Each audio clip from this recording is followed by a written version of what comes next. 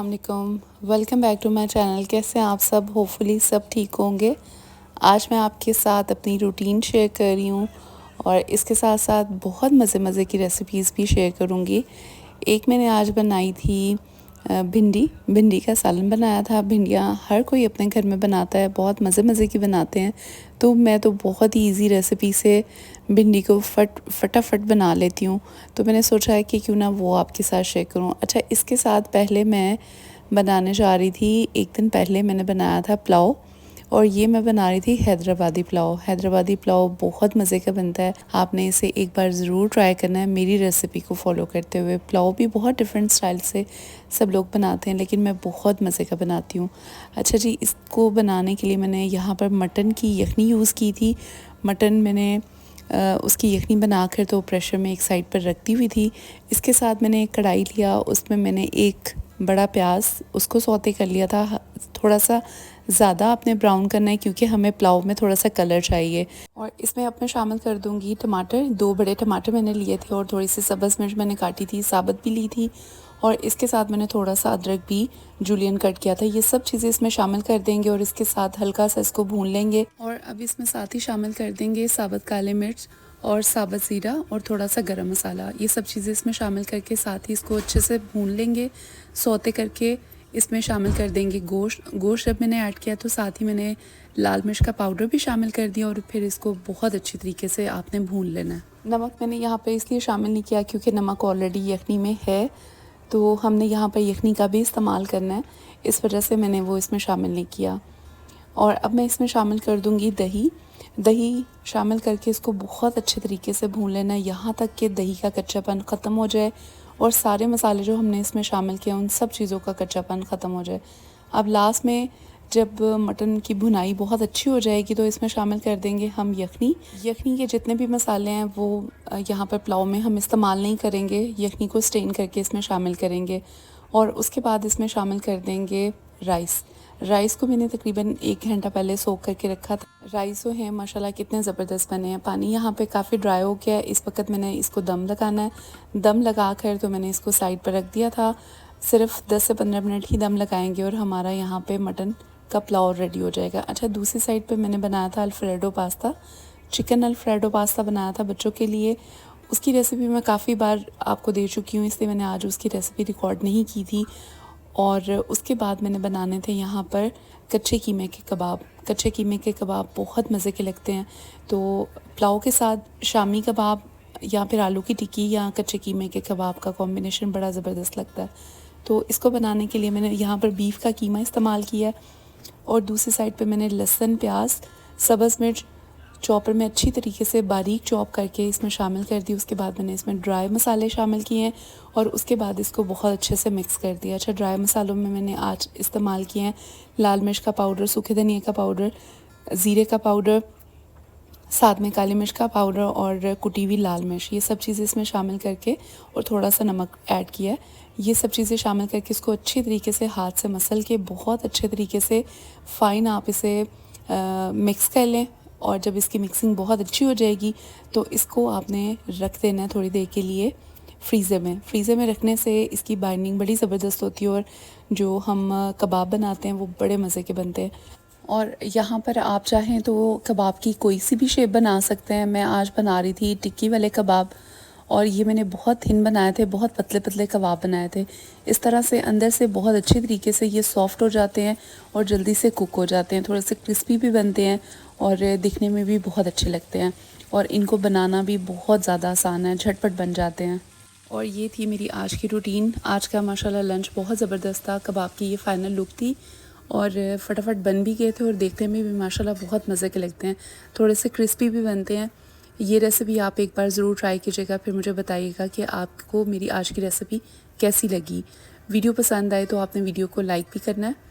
और इसके साथ आज का पूरा दिन बहुत ज़्यादा हैट्रिक रहा, काफ़ी ज़्यादा बिजी रूटीन रही, लेकिन ये माओं को ही पता होता है कि उन्होंने अपनी पूरी रूटीन को, पूरे दिन को किस तरह से मैनेज करना है।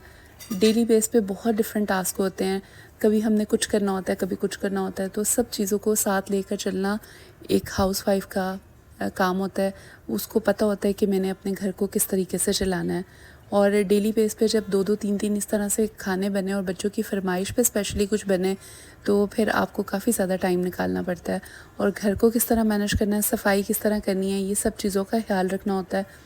टाइमिंग जो है वो आपने अच्छे तरीके से डिवाइड करनी होती है, तभी जाकर जो है वो आप घर को अरेंज कर सकते हैं। और जी ये आज मैं कर रही थी ज्वेलरी अरेंज। अच्छा, मैंने 3-4 दिन से अपनी घर की तमाम कबर्ड्स जो हैं वो अरेंज करना शुरू की हुई थी। सारी कबर्ड्स को जो है वो साफ़ कर रही थी और कपड़े वगैरह और जूते, पर्सेस, अपनी ज्वेलरी सब चीज़ें मैं अरेंज कर रही थी। तो लास्ट जो है वो काम मेरा रह गया था ज्वेलरी अरेंज करने का। उन सब चीज़ों का मैंने प्रॉपर व्लॉग नहीं बनाया क्योंकि वो बहुत ज़्यादा लेंथी काम था।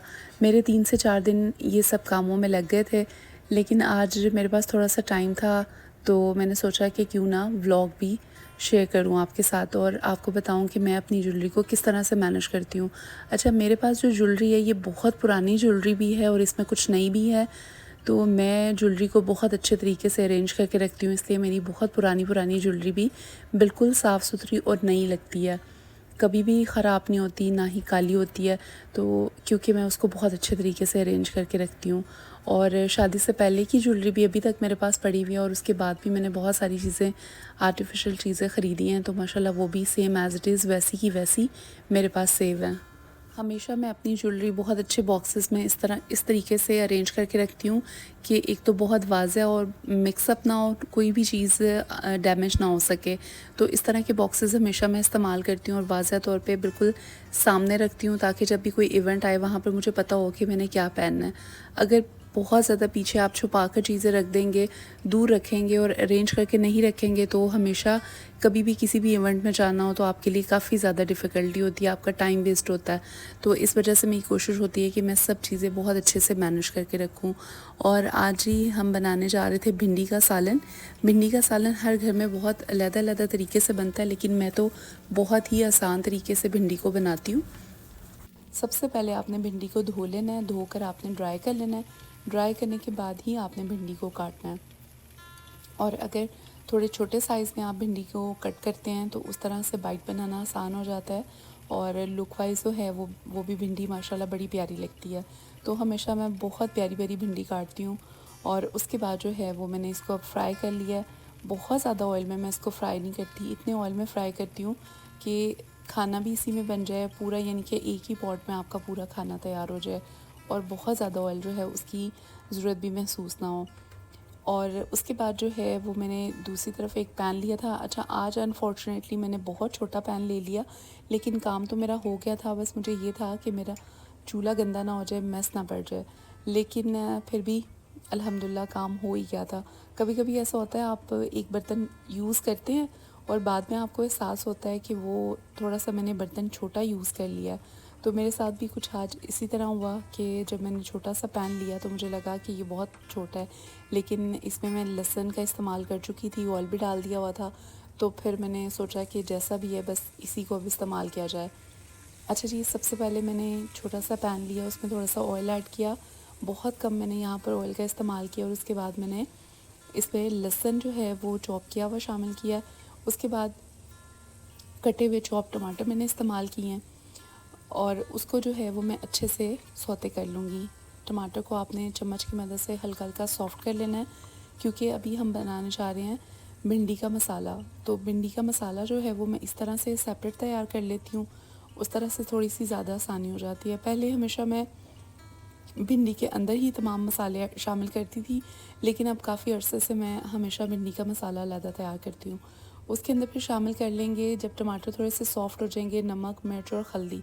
अच्छा, जब भी भिंडी हम बनाते हैं इसमें बहुत कम मसाले शामिल होते हैं। बस आपने अकॉर्डिंग टू अपने टेस्ट कि आपको कितनी नमक मिर्च जायके में चाहिए तो उस तरह आप यूज़ कर लें। लेकिन मेन जो मसाले हैं वो यही हैं, नमक, मिर्च और हल्दी। इसी से भिंडी का माशाल्लाह मसाला बहुत मज़े का तैयार होता है और इसमें थोड़ी सी जो खटास आती है वो टमाटर की वजह से होती है। तो ये हमारा मसाला जो है वो रेडी हो गया। अब उस साइड पर जो भिंडी थी उसको भी मैं चेक कर लूँगी कि वो अच्छे से सारी साइड से ब्राउन हो गई है, थोड़ी सी पक गई है, तो हम ये मसाला उसमें शामिल कर देंगे। अच्छा, भिंडी को जो है ना वो मैं बहुत ज़्यादा भूनती नहीं हूँ, बहुत ज़्यादा मैं उसे फ्राई नहीं करती, उसका कलर चेंज नहीं करती। मुझे हमेशा थोड़ी सी ग्रीन भिंडी पसंद है और काफ़ी लोग जो हैं वो बहुत ज़्यादा ब्राउन भी भिंडी शौक़ से खाते हैं, लेकिन मुझे वो पसंद नहीं है।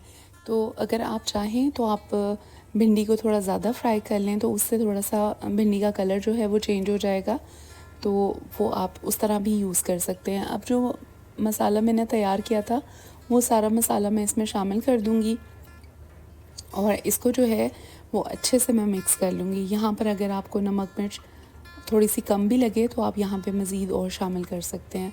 अच्छा, इसके साथ ही जो कटे हुए टमाटर थे वो भी मैं इसमें शामिल कर दूँगी। हाफ़ टमाटर मैं इसमें अभी शामिल करूँगी क्योंकि जो ये वाले टमाटर हैं इसको मैं थोड़ा सा सॉफ़्ट करूँगी, लेकिन जो बाकी टमाटर हैं उनको मैं साबुत लास्ट में डालूँगी। जस्ट गार्निशिंग के लिए वो वाले टमाटर यूज़ होंगे। अच्छा जी, उसके बाद इनको अच्छे तरीके से आपने भून लेना है और इसकी टमाटर की भुनाई भिंडी के साथ बहुत अच्छे तरीके से कर लेनी है। उसके बाद लास्ट में इसमें हम शामिल कर देंगे कटा हुआ प्याज, और प्याज जो है यहाँ पर 2 से 3 अदद जाएंगे क्योंकि प्याज के साथ इसका कॉम्बिनेशन जो है वो बहुत ज़बरदस्त लगता है और इस तरह से जो है वो भिंडी जायके में बहुत अच्छी लगती है। तो ये जी हमारी इस वक्त ऑलमोस्ट भिंडी तैयार हो गई है। इसको मैं अच्छे से भून लूँगी, उसके बाद मैं इसको दम लगा दूँगी। और आज ये हमने भिंडियाँ बनाई थी, ये माशाल्लाह बड़ी ज़बरदस्त लगी थी। और इसके बाद जो है वो हमारा प्लान बन गया था सिस्टर की तरफ जाने का। सिस्टर ने फ़ोन किया था कि आज शाम को आप हमारी तरफ आ जाओ, तो फिर खाना तो मैंने बना लिया था, इनविटेशन मुझे बाद में ही आया था, तो फिर अचानक से बस प्लान बन गया कि चलें हम चलते हैं, क्योंकि मेरी सिस्टर की तबीयत भी कुछ ठीक नहीं थी, तो इस वजह से उनकी ख़बर भी लेने मैंने जाना था, खैरियत मालूम करने के लिए। तो फिर हम लोग बस जल्दी हमने खाना खाया और खाना खाते ही हम लोग बाद में फ़ौरन से जो है वो निकल गए थे उनकी तरफ। और जब उनकी तरफ पहुंचे थे तो फिर उन लोगों ने तो खाना नहीं पकाया हुआ था और फिर उन्होंने कहा कि आज तो हमने कुकिंग नहीं की है, तो हमने सोचा था कि तुम लोग भी आ जाओगे, सब इकट्ठे होके गेट टुगेदर करेंगे, बाहर घूमने के लिए चले जाएंगे और शाम को वापसी पे जो है वो खाना खा के तो फिर घर वापस आएंगे। और बस कुछ शॉपिंग की हम लोगों ने, मार्केट की तरफ हम गए और उसके बाद वापसी पे जो है वो खाना खाया, खाना खा के फिर हम लोग वापस घर पहुँचे।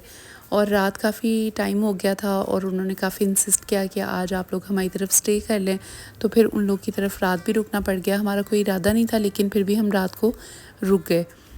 और वैसे भी जब वीकेंड्स हों तो फिर सबका प्लान हो जाता है कि चलें रात भी रह लिया जाए, तो कोई फ़र्क नहीं पड़ता, सुबह अच्छा सा नाश्ता वगैरह करके तो फिर घर निकलेंगे। लेकिन हमारे साथ ऐसा नहीं हुआ, हम लोग तो पूरा दिन मज़ीद एक और दिन उनकी तरफ रह गए और नेक्स्ट डे जो है वो फिर हम लोग घर आए थे और बहुत अच्छा टाइम स्पेंड हुआ। सब लोग गेट टुगेदर होते हैं तो फिर बहुत इन्जॉय होता है, बहुत मज़ा आता है और ये टाइम जो है वो हमेशा के लिए याद रहता है और सब बच्चे आपस में मिलके खेलते हैं तो वैसे ही बच्चे बहुत खुश होते हैं। और ये था हमारा आज का डिनर। आज माशाल्लाह ये घर के पास ही एक रेस्टोरेंट है, एम्बियंस तो बहुत अच्छा नहीं है लेकिन खाना यहाँ का अलबत्ता बहुत अच्छा है। सम टाइम ऐसा होता है कि आपको कहीं रेस्टोरेंट में जाना पड़े और वहाँ का एम्बियंस बहुत अच्छा लगता है, लेकिन वहाँ जब आप खाना खाएं तो आपको लगता है कि आपके पैसे वेस्ट हो गए हैं, लेकिन यहाँ पर हमें ये फीलिंग्स नहीं आई। खाना बहुत ज़बरदस्त था और एसी वगैरह भी काफ़ी अच्छा लगा हुआ था, काफ़ी चिल एटमॉस्फेयर फ़ील हुआ। तो बस यहाँ से खाना खाया और उसके बाद वॉक करते हुए फिर घर वापस आ गए। ये बिल्कुल वॉकिंग डिस्टेंस पर ना ये वाला रेस्टोरेंट है, मेरी सिस्टर के घर के बिल्कुल पास में है और बहुत ज़बरदस्त है। उनका घर जो है वो इस एरिया में है, जोहर टाउन, जहाँ पे बहुत ज़्यादा रेस्टोरेंट्स हैं और मार्केट भी बिल्कुल पास है, तो काफ़ी अच्छा लगता है वहाँ पे जाकर, बहुत मज़ा आता है, हम काफ़ी इंजॉय करते हैं उनकी तरफ जाके। तो ये था मेरा आज का व्लॉग और आज का डिनर। सारा दिन हमारा बहुत अच्छा गुजरा।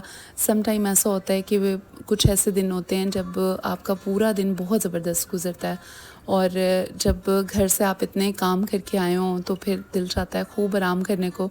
तो ऐसा ही हुआ, मैंने तो 2 दिन खूब अपनी सिस्टर के घर जाकर आराम किया, कोई कुकिंग नहीं की, कोई काम नहीं किया। और वैसे भी 2-3 दिन पहले से मैं काफ़ी ज़्यादा काम कर रही थी, मैंने पूरा घर जो है वो अपना अरेंज कर रही थी, कबर्ड साफ़ कर रही थी, कभी कुछ कर रही थी, तो काम काफ़ी ज़्यादा बिखरे हुए थे और काम की काफ़ी ज़्यादा थकावट हुई थी। तो यहाँ पर जाके बहुत अच्छा लगा, बहुत मज़ा आया, हमारा पूरा दिन 2 दिन बहुत अच्छे गुजरे थे।